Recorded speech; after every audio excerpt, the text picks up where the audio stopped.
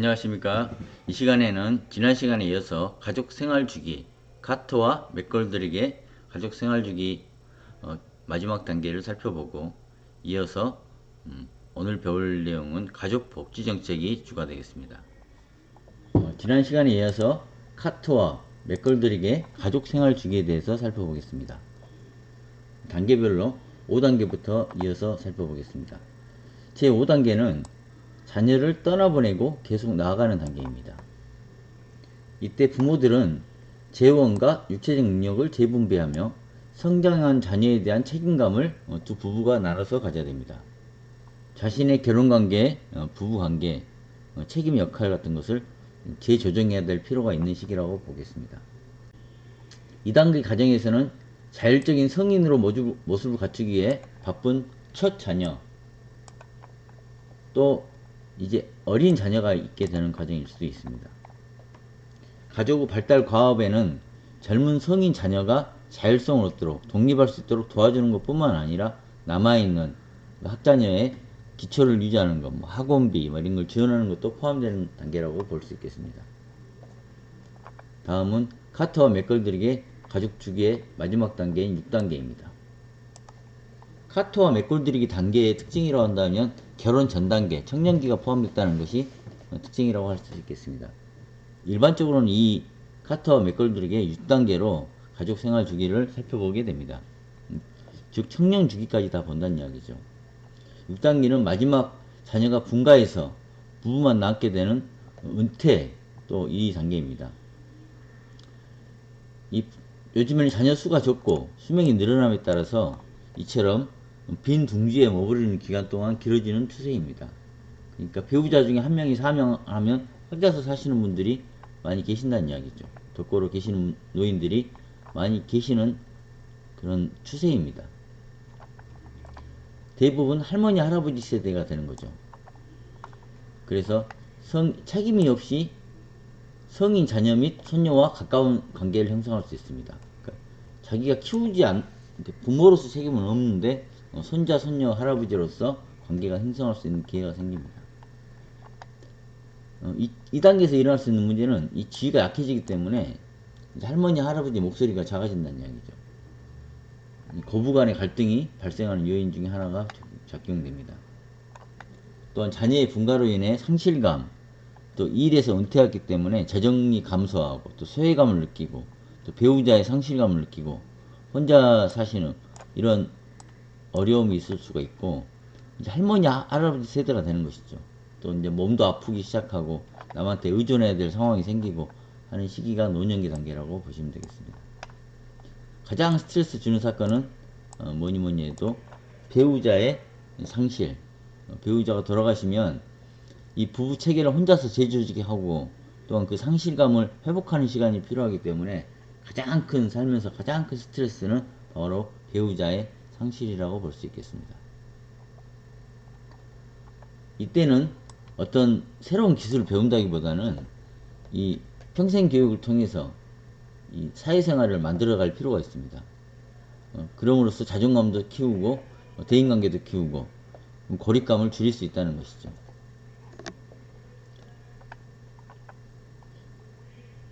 사회적 후퇴는 자신에 대한 몰두의 증가, 그러니까 사회적으로 활동이 줄어들게 되면 본인에 집중할 수 있으니까 노년기에 자연스럽게 정서적 관심의 감소 같은 현상이 일어난다는 것입니다. 이처럼 가족 생활 주기 단계 계속해서 살펴봤고 6단계로 각 단계마다 특징을 살펴봤습니다. 다음은 오늘 주로 배울 내용 가족 복지 정책에 대해서 살펴보겠습니다. 우리가 과목이 가족 복지론인데 가족 복지론에서 중요한 것이 바로 복지 정책입니다. 복지 정책은 전달 체계에 따라서 달라지는데 올해 2025년 주요 복지 정책의 변화라고 한다 그러면 저출산 문제, 자녀를 낳지 않는 문제, 이것과 다양한 가족 형태, 한부모 가족이라든지 다문화, 이런 그 다음에 결혼했다가 이혼했다가 다시 결혼하시는 분들, 이런 가족에 지원을 맞춘 정책이 강화될 예정입니다. 특히 각 지역마다 출산 및 육아 지원이 확대되고 있습니다. 출산 장려금, 또 양육비 지원 프로그램 이런 것이 각 시구마다 강화되고 육아 휴직 기간을 또 연장시켜주고 또 육아 휴직 급여를 상한액을 인상되고 이런 것이 올해 주요 정책 방향입니다. 또한 한부모 가족이 경제적으로 어려움이 있기 때문에 양육비를 먼저 지급해주고 이런 것은 그 한부모 가족의 경제적 어려움을 즉각적으로 해소하겠다는 이런 국가의 양육 정책 제도가 올해 시행될 예정입니다. 또 어떤 제도가 있냐면 공적 입양 체계 입양 전환이라는 제도가 있습니다. 이건 뭐냐면 입양 절차를 국가와 지방자치단체가 공적 시스템으로 전환해서 책임져 준다는 거죠. 이를 인하여서 입양 과정에서의 아동의 안전한 권리를 강화합니다. 또한 가족 친화적 근무 환경을 조성합니다. 유연근무제, 재택근무 이런 것이 일과 가정을 병행할 수 있는 다양한 근무 제도이죠. 이런 것을 확대한다는 것이 올해 정책 방향입니다. 이처럼 2025년도 가족복지정책은 단순히 경제적 지원만 해주겠다 이게 아니고 가족 구성원 개개인의 삶의 질을 높이고 건강한 사회를 만들기 위한 중요한 역할로 수행되고 있습니다. 오늘 배울 내용은 가족복지정책의 이해, 또 유형, 전달 체계 이렇게 살펴보겠습니다. 이러한 가족복지정책은 가족의 안전과 삶의 질을 향상시키기 위해 정부와 사회가 제공하는 다양한 지원과 서비스들을 의미합니다. 현대사회의 급격한 변화로 인해서 가족 형태가 세분화되고 다양해지고 핵가족화, 한부모 가족, 다문화 가족 등 전통적인 가족 기능이 약화되면서 그 중요성이 더욱 커지고 있습니다. 가족복지정책의 정의 및 개념입니다. 마셜은 사회복지정책, 즉 가족복지정책이라는 것은 그들의 복지에 직접적인 영향을 줄 뿐 아니라 서비스 혹은 소득을 제공함으로써 복지에 직접적인 영향을 미치는 정부의 정책이 사회복지정책이다 이렇게 정의하고 있습니다. 티트머스는 이러한 사회복지정책이라는 것은 물질적인 욕구에 대해서 시장이 충족되지 못하거나 충족시킬 수 없는 특정 사람, 즉 사회적 약자, 소외계층 이런 분들에게 부여하는 정부의 행위를 통틀어서 사회정책이다 이렇게 정의하고 있습니다. 이러한 사회복지정책은 소득의 재분배를 구현할 수 있다는 것이죠. 잘 사는 사람이 못 사는 사람들에 대해서 해주는 것, 뭐 로또 같은 거, 동행복권 이런 것이 사회복지정책의 일환이라고 볼 수 있겠습니다. 우리나라 사회복지정책의 유형과 사례를 잠깐 이야기해보자면 소득보장정책이 있습니다. 그러니까 가족이 어느 정도 수입이 될 때까지 안정을 지원하는 정책입니다. 아동수당, 아동이 뭐 2자녀 지원, 3자녀 지원 이런 것들이 정기적으로 현금을 지급하는 거. 뭐 중고등학생 경우는 신학기 때 준비물 구입하라고 10만원씩 지원해 줍니다. 현재. 그 다음에 뭐 수학여행 같은 그런 여행 갈 때 그 비용을 현재는 지금 우리 전라남도 같은 경우는 35만원까지 2인당 지원해주고 있습니다. 수학여행비가 학교에서 개인이 지출해야 될 수학여행비를 2자녀, 3자녀까지는 뭐 경제소득에 상관없이 지원해주는 제도를 실시하고 있습니다. 또한 우리나라 가족복지정책의 주요 정책이라고 하면 기초생활보장제도입니다. 저소득 가구에 생계, 의료, 주거, 교육을 지원합니다. 또한 한부모 가족, 조성가족 등 취약계층도 포함됩니다. 또 우리나라 정책의 주요 유형은 청년 주거급여 분리지급입니다. 부모가 떨어져 사는 저소득 청년에게 주거급여를 별도로 지급하여서 주거 안정을 돕습니다. 또 노동권 및 부모권 보장정책, 일과 가정을 양립시켜서 지원하는 부모 경제활동과 자녀 양육을 돕는 정책을 노동권 및 부모권 보장정책이라고 할 수 있겠습니다. 이런 것은 육아휴직 및 급여죠. 근로자가 자녀 양육을 위해서 일정 기간 쉴 수 있도록 하고 그 기간 동안 고용보험에서 급여 지급하는 것. 최근에는 남성의 육아휴직을 장려하는 정책도 확대되고 있습니다. 또 배우자 출산휴가라는 것이 있는데 배우자가 출산을 위해 남편이 유급휴가를 받을 수 있도록 하는 배우자 출산휴가도 있습니다. 또 육아기 근로시간 단축제라는 것도 있습니다. 자녀 양육을 위해서 근로시간을 줄여서 근무할 수 있는 제도를 말합니다. 아이돌봄 지원사업 뭐 이런 것이 있죠. 맞벌이 가정들이 아이를 돌볼 수 있는 돌보미를 파견하고 또 돌봄을 지원하고 가정 소득 수준에 따라서 이용료를 차등 지원합니다. 세 번째로 돌봄 지원 정책. 아동, 장애인, 노인 막 이런 분들을 위한 돌봄 서비스입니다. 또 보육 서비스도 지원합니다. 국공립 보육시설 확대, 보육료 지원 이런 것이 양육 부담을 줄이는 모든 활동이라고 보겠습니다. 노인 대상으로는 노인 장기 요양보험, 노인성 질환으로서 혼자 생활이 힘든 어른들에게 신체활동 및 가사활동을 지원하는 노인 장기 요양보험도 있습니다. 또 공동 육아 나눔터, 부모와 이웃들이 함께 돌볼 수 있는 공간을 제공하여서 공동체 중심의 돌봄 문화를 활성화하는 것이 공동 육아 나눔터라고 표현합니다.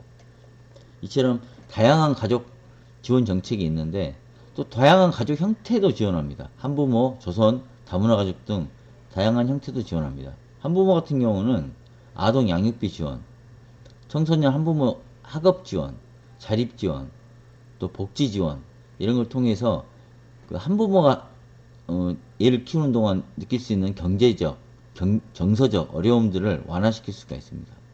뭐 해소할 수는 없겠지만 이러한 어려움을 함께 나눈다는 뜻이죠. 또 양육비 이행 지원입니다. 이혼한 다음에 양육비를 못 받으면 이런 한부모를 위해서 국가가 양육비 이행하도록 돕고 또 선지급제를 도입하여서 국가가 먼저 양육비를 지급하고 양육 안 하고 있는 부모에게 부상권을 행사하고 이런 제도가 시행됩니다. 그러니까 아빠가 아빠 역할을 하지 못한다. 국가가 먼저 지급해주고 나중에 아빠한테 구상권을 행사한다. 이런 제도죠. 또한 다문화 가족 지원입니다. 언어 지원, 문화 교육 지원, 상담 서비스, 정착할 수 있도록 지원하는 것 이런 것들이 다문화 가족이 안정적으로 한국 사회에 적응할 수 있도록 돕는 서비스라고 볼 수 있겠습니다. 이처럼 다양한 가족 복지 정책이 현재 우리나라에 실시되고 있습니다. 다른 나라에 비해서 상당히 우수한 정책들을 갖고 있다 이렇게 평가할 수 있겠습니다. 이러한 가족복지 개념 및 필요성에 대해서 살펴보겠습니다. 사회복지가 가족의 개입이 중요한 이유는 뭘까요? 저번 오프라인에 말씀드렸다시피 자녀가 2명이다. 큰아들이 부모를 양육할 조건이 안 된다. 둘째도 마찬가지로 직장 때문에 힘들고 어렵다. 이럴 때 누가 과연 그 노부모를 케어해야 될까요? 사회가 도와줘야 된다는 거죠. 가족 복지에서 가족 구성원이 되어준다는 내용입니다. 이처럼 가족 복지라는 것은 가족의 생존과 복지를 보장해주는 기능을 수행한 과정으로서 가족이 행복하기를 바라기 위한 총체적인 노력을 다 포함해서 가족 복지다. 이렇게 개념을 정의할 수 있겠습니다. 그 협의에 의한 가족 복지 대상은 위험한 가족이죠. 위기가족, 결손가족, 해체가족, 뭐 문제가 봉착하고 있는 위기가족을 가족복지 대상이라고 볼 수 있지만 광의적인 개념은 모든 유형의 다양한 가족들이 다 대상이 된다고 보여지는 것입니다. 그러니까 위기를 겪고 있는 가족에게 직접적이고 개별적인 지원도 가족복지, 거시적인 차원에서 사회 전체에 서비스를 제공하는 것, 또 환경을 제공하는 것 이런 것들이 가족복지의 개념에 포함된다고 보시면 되겠습니다. 가족복지의 필요성입니다. 전반적으로 가족 기능을 다른 기관이나 다른 사회단체에서 많이 역할을 분담하기 때문에 가족 기능은 계속해서 약해지고 있습니다. 가족 스스로 해결할 수 있는 힘이 적어진다는 뜻이죠. 이렇기 때문에 어떤 문제가 발생되면 더 큰 문제, 해결하지 못하는 더 큰 문제점들을 안고 있습니다. 가족에 대한 계획 관점의 변화. 1980년대 이전에는 가족 구성원의 보호는 가족이 해야 된다. 뭐 큰아들이 해야 된다. 뭐 큰딸이 해야 된다. 뭐 이런 것이 있었지만 현재는 국가가 개입해서 가족복지 프로그램을 집중적으로 지원하는 경향으로 관점이 바뀌고 있습니다. 다음은 다양한 가족 형태의 등장과 욕구의 변화. 독신 가족도 많아지고 맞벌이도 많아지고 노인 단독 가구도 많아지고 한부모 가족도 많아지고 공동체 가족, 그러니까 식구들이 여러 명이 함께 사는 복합적인 형태의 가족이 많아지죠. 소년, 소녀 가장 이처럼 다양한 가족 형태가 등장하고 이에 따라서 다양한 욕구가 또 필요해지게 됐습니다. 그래서 가족 문제에 대해서 가족 단위 접근에 변화가 생겼습니다. 개인을 대상으로 접근하기보다 가족을 구성 체제로 보고 가족 치료적으로 가족 전체를 대상으로 접근하는 것이 효과적이다. 이런 것이 강조되고 있는 가족복지에서 강조되고 있는 사안입니다. 가족 정책에 의해 아까 말씀드린 우리나라에서 실시하고 있는 것들, 뭐 첫 번째로 소득 보장 정책, 두 번째로 노동권 및 부모권 보장 정책, 다음 세 번째로 돌봄 지원 정책, 네 번째로 다양한 가족 형태 지원 정책, 이런 것들이 다 가족 정책에 포함됩니다. 우리나라에서 갖고 있는 복지 정책이라는 의미입니다. 우리나라는 벌써 2004년도에 건강가정기본법을 제정하여서 서비스를 제공하고 있습니다. 이처럼 이제 가족에 국가가 나서야 된다는 패러다임이 일어나고 있죠. 그래서 가족 정책은 가족을 국민의 구성원, 또 가족을 개인이 아닌 그 집단으로서 그 가족 구성원들로서 다룬다는 지방자치단체나 국가의 책임을 정책적으로 지원하고 있다는 것을 말할 수 있겠습니다. 다음은 학자들이 말하는 가족복지정책의 유형에 대해 살펴보겠습니다. 네 가지가 있는데 커머만과 칸의 유형화, 다음은 하딩의 유형화, 에스핑 안데르센의 유형화, 하딩 고스티어의 유형화, 이 네 가지로 가족복지정책의 유형을 살펴보겠습니다. 먼저 가장 멀리 사용되는 캐머만과 칸의 가족복지정책 유형화입니다. 두 가지로 구분하였는데 명시적인 가족정책, 다음은 묵시적인 가족정책. 명시적 가족정책은 스웨덴, 노르웨이, 체코슬로바키아, 헝가리, 프랑스 등의 가족정책으로 가족에게 관계되는 것을 분명한 합의를 전제로 실시하는 것을 명시적인 가족정책 이렇게 이야기할 수 있고, 묵시적인 것은 가족한테 영향을 줄 수 있는 주변 공장 설치, 도로 건물 배치, 이민 정책 이런 것들이 묵시적인 가족정책이라고 보면 되겠습니다. 다음은 하딩의 유형화입니다. 국가가 어떤 방식으로 지원하는가, 또 그 수준은 어느 정도인가, 거기에 따라 권위적인 모델, 자유방임적인 모델, 중간계인 모델로 나누고 있습니다. 권위적인 것은 정책과 법적 정치를 지향한다. 자유방임은 간섭하지 않는 것을 원칙으로 하되 특별히 선호되는 가족 형태는 존재하지 않는다. 이게 자유방임 모델입니다. 중간계인 모델은 상호작용형 지원, 가족 대체형 지원, 욕구 반응형 이렇게 다양하게 제시되고 있는 것이 중간계인 모델이라고 볼 수 있겠습니다. 다음은 에스핑 안데르센의 유형화입니다. 사회복지정책이 가족 중심의 책임을 강조하면 가족주의, 가족에 대한 사회적 책임을 강조하면 탈가족화 이렇게 규정하고 있습니다. 이 안데르센의 유형화를 세 가지로 살펴보면, 먼저 가족과 친족 책임주의, 가족복지정책 국가. 가족 구성원에 대한 부양 책임은 친족, 가족들이 우선적으로 지고 국가는 최소한의 책임을 진다. 이런 것입니다. 두 번째로 특정 가족 기능을 보완하는 가족복지정책. 기준이 되는 가족을 정하여서 이에 해당되지 않는 많은 가족들을 특정 가족 형태로서 보호해야 될 가족으로 인식하고 지원하는 것입니다. 사회적 편견이나 낙인감을 보완한다는 의미죠. 대표적인 국가가 아일랜드, 네덜란드, 영국, 한국 이런 것이죠. 그러니까 이 가족이 사회적 편견이나 낙인감을 갖지 않도록 사회적 편견이나 낙인감이 기능을 보완하는 거죠. 특정 가족 형태로서 기초수급자, 저소득자, 중위소득 이렇게 나눠서 가족 기능을 지원하는 것입니다. 이러면 사회적 편견이나 낙인감이 있기 마련인데 요즘은 개인정보로 많이 보안을 유지하고 있죠. 하지만 기초수급자다 그러면 일단 낙인 효과는 피할 수 없는 것 같습니다. 다음은 가족 친화적 가족복지 정책입니다. 스웨덴, 노르웨이, 덴마크 등 북구국가죠. 다양한 가족 형태를 인정하고 양성평등한 부부관계에 기초하며 가족문제 예방과 해결을 위하여 국가가 적극적으로 개입하는 접견입니다. 다음은 고티어의 유형화입니다. 출산율 하락 같은 인구적인 변화가 우리나라뿐만 아니라 OECD 22개 선진 국가들 간의 이런 출산율이 떨어지는 이런 문제에 대해서 모델을 4가지로 정해서 지원하고 있습니다. 가족 친화 출산 장려주의 모델. 프랑스 같은 경우 출산이 없기 때문에 저출산 문제가 국가가 책임져서 지원한다는 거죠.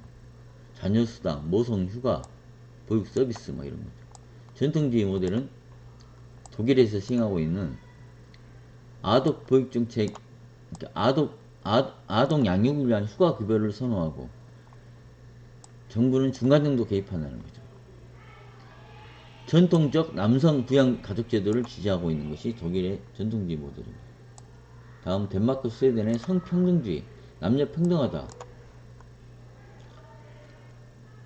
그러니까 모성 휴가보다 부모 휴가가 주요 정책입니다. 그러니까 평등하게 지원해준다는 거죠. 덴마크 스웨덴. 가족 친화적 비개입주의 모델. 전통적 가족 유형으로 국가가 최소한만 개입합니다. 국가 책임을 인정하고 필요한 가족, 꼭 가족 보호가 필요한데 이런 데만 개입한다는 거죠. 미국, 영국이 이런 정책을 펼치고 있습니다. 다음은 공공전달 체계를 살펴보겠습니다. 가족복지 전달 체계는 정책이 최종 이용자에게 효과적으로 전달돼야 되겠죠. 그러면 조직적인 네트워크와 시스템을 갖춰야 됩니다. 이 체계는 크게 공공전달체계와 민간체계로 나눌 수가 있습니다. 그러니까 공공전달체계와 민간체계가 상호 협력하면서 서비스를 제공하게 된다는 거죠. 먼저 공공전달체계입니다. 대표적인 게 중앙부처죠. 중앙부처는 여성가족부와 보건복지부가 중심적인 역할을 수행합니다. 여성가족부는 건강가정, 다문화가족, 한부모가족 이런 정책을 총괄하고 보건복지는 아동, 노인, 장애인 등을 복지정책을 주로 담당합니다. 다음은 지방정부입니다. 지방자치단체, 즉 지방정부는 중앙정부의 정책을 지역 특성에 맞게 집행하고 관련 사업을 예산 편성합니다. 특히 읍면동 행정복지센터 이런 데서는 주민과 가장 가까운 곳에서 복지상담을 제공하고 기초생활보장, 긴급지원 등 직접적인 서비스를 연계하거나 지원하는 역할을 합니다. 다음은 민간전달체계입니다. 민간전달체계는 정부의 위탁을 받거나 자체적으로 운영되는 비영리 기관들이 서비스를 제공하는 체계입니다. 공공전달체계의 한계를 보완하고 전문성과 유연성을 높이는 역할을 하는 것이 바로 민간전달체계라고 보겠습니다.